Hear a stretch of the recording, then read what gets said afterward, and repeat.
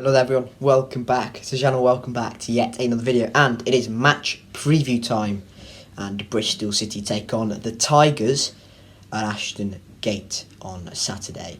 And off the back of 11 unbeaten games in all competitions, it's fair to say I am quite confident going into this one.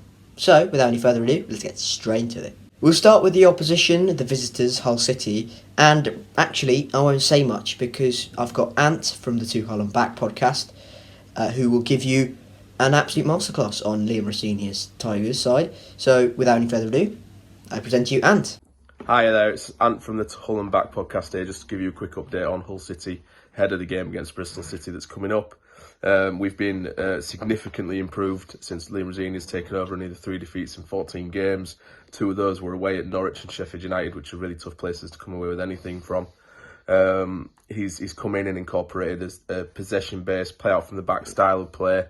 We're a lot more organised, we're hard to beat, and considering how poor we were in every game under Shota Arveladze at the beginning of the season, he had a really tough task on and making us hard to beat because we were just rolling over every game 2 or 3-0. So yeah, marked significant in that aspect. We've had a few players that have come back from injury now, so the squad's starting to look a bit stronger, although we have just lost John Michael Suri, who's been fantastic the last few weeks. Aaron Connolly's looked very promising after joining on loan. He's going to be out for the next 4 or 5 games too, so quite a concern in that department, although Xavier Simons, who we signed from Chelsea on loan originally but now permanently, he stepped in, young English midfielder, looks fantastic in his full debut, so hopefully he can step into Suri's shoes for us in the time being.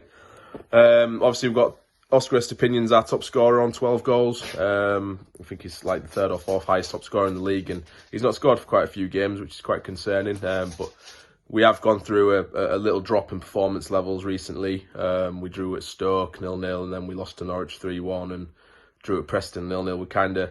We're losing that little bit of a killer touch in the final third, which I think is always going to be a struggle to win games. When you're not scoring goals, you can't win, can you? So hopefully we get our mojo back soon. I do think that when you're picking up points, even though you're playing badly, it's a good sign. So we've got another 3 or 4 gears to go up, and I'm hoping that we reach those levels, obviously, and manage to put on a bit of a playoff push. But Bristol City have been very good since the turn of this year. I think you're unbeaten in this calendar year, aren't you? After starting the season in a similar vein to us, I think we've had very identical seasons. We've started poorly, but we've looked a lot better going into the second half of the season. I think losing Semenyo, I thought you guys would struggle, but you seem to have got players that are able to step up and fill that void. So it's going to be a good game, I think, against 2 sides that have proven that they're hard to beat lately. I'm going to probably play it safe with my prediction. I'm going to go with a nice safe 1-1 draw. Although it would be nice to keep a clean sheet, I'm going to just say 1-1 draw.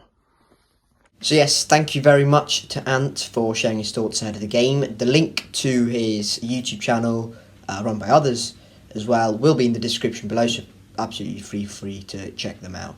So, Bristol City, a last minute penalty draw at Sunderland, and again I'll say a very good point away at the Stadium Lights, and we again broke that curse of the penalty. 469 days since we last got that penalty away at Coventry, and like you all stuck it in the 93rd minute.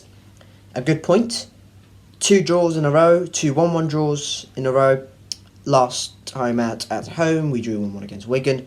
Before that it was a 1-0 win away over Norwich. So I think we need to keep that form going at home, because I think a home form will be crucial, because we've now got the fans back on side. We are seeing good football, we're seeing energetic football, we're seeing football that we can get excited by, and that's something that's really good as a fan to see. As someone who could be quite fickle, I think good football definitely helps, and we're seeing that at home finally. So look, I think it's good. It'll be good to put in a performance here against Ireland, hopefully get a win. But they will be a tough side. They will be. And Liam Rossini, as mentioned by Ant, has really picked up form since Shota Arveladze has left.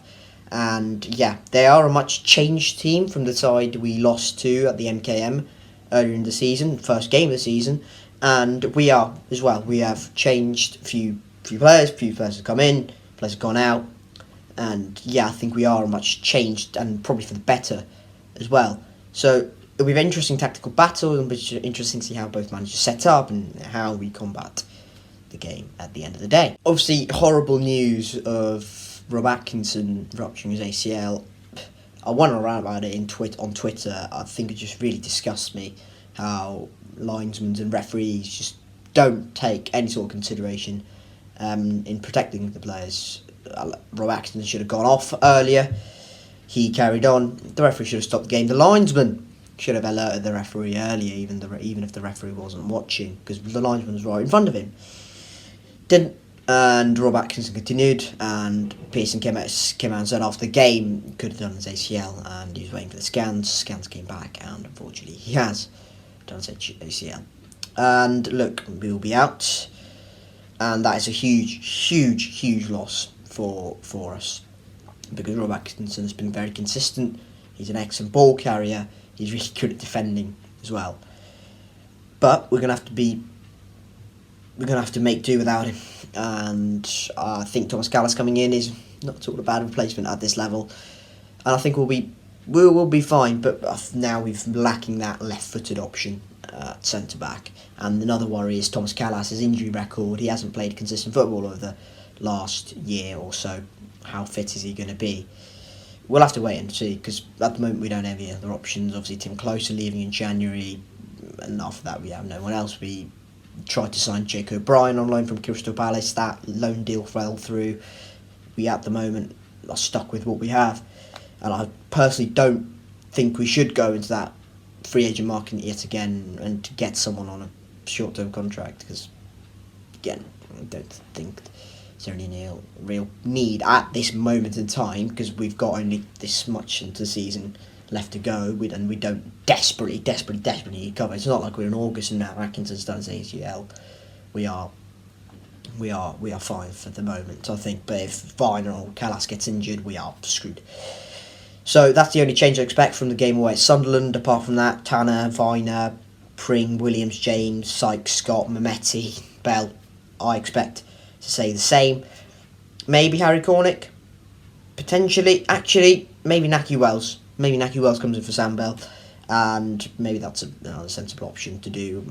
Sam Bell's been struggling a bit for the past few games. Maybe it's good to just bring him off the bench and see what sort of impact he can make, because he did well when he came off the first few games off the bench and really made an impact. So hopefully he can do the same if he is to start on the bench. I think it will be a tight game. I think it will be a tense game. I think it will be two teams who are good at going forward, because they've got Oscar. We've got our very good attacking players in Scott, Mehmeti, Sykes, Bell, Wells, Vyman, Cornick. We have got some very good attacking players, and our threat from the left flank I think is crucial, because Mehmeti and Pring, well, Mehmeti's that dribbler, and Pring just drives with the ball every time he gets it. Tanner on the other side, very good at defending and crossing the ball in. So I think if it's Ozan Tufan against George Tanner, I think we'll be fine. If it's Malcolm Ebiowe against George Tanner, that will be an interesting battle as well. In terms of score prediction, I know Ant went with a 1-1 in his score prediction.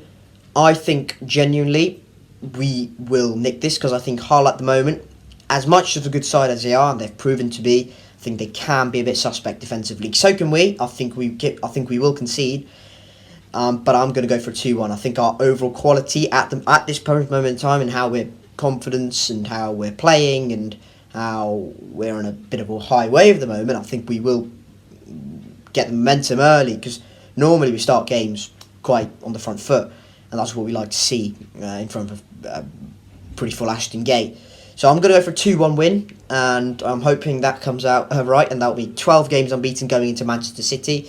Let me know your score predictions down in the comment section below. If you're a Bristol City fan, if you're a Hull fan, again, let me know. What do you think? How do you think Leon Rosenior will line up? Because I think that'll be a very interesting battle up against, I think, the player who played for the manager, because Pearson, I think, managed Rosenior at Hull once upon a time, a long time ago. But yeah, let me know your comment section below and your general thoughts ahead of the game at Ashton Gate. Yes, two teams tightly contested in the league. If City win, we go above them. Hull win, I think the gap goes to 4 points clear of us, so at the moment it's a 1 point difference, and if we win, I think we go above them, so that's all good. So yes, thank you guys very much for watching this video. If you have enjoyed it, hit the like. If you haven't already, subscribe to the YouTube channel. Keep safe, and I'll catch you all later. Cheers.